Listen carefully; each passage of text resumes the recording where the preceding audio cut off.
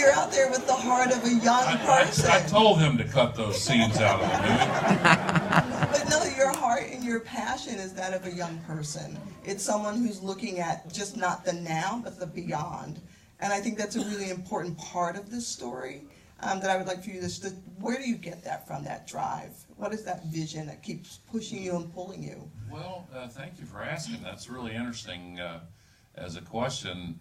And I'm not sure I know how to answer it. I couldn't not do this. I feel like it's an enormous privilege to have work to do that makes you feel like it justifies pouring every bit of energy you have into it. That's a blessing. It's a source of joy to me. And the work itself gives me energy. I love my work. There's a lot of danger that we're facing in this world. There are a lot of opportunities.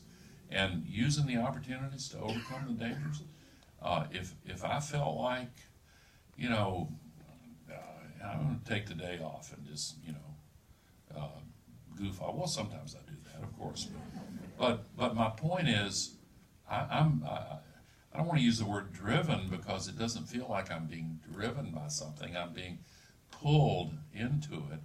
I don't know, it sounds weird for me to talk this way, but I'm trying to answer your question honestly. I just couldn't imagine not doing it. I was fortunate as a very young man, when I was a senior in college in the 1960s, to have the opportunity to learn from one of the greatest environmental scientists ever in history, a Californian named Roger Revelle, who was the first person to measure CO2 in the Earth's atmosphere. And he opened my eyes to this a long time ago.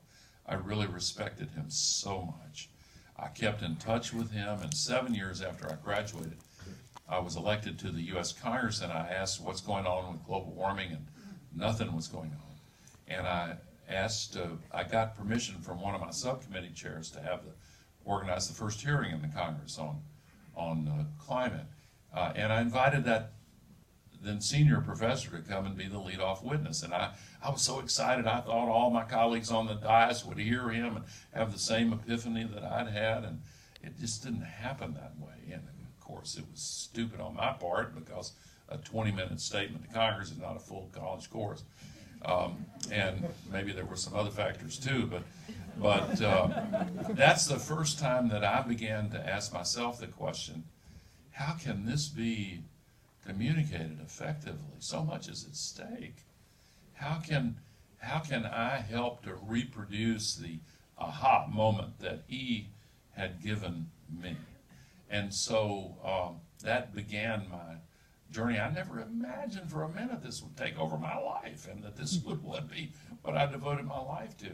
But I do feel it's a privilege to have the opportunity to do this work. Well, it's a privilege that you're a part of it and doing it so well. I want to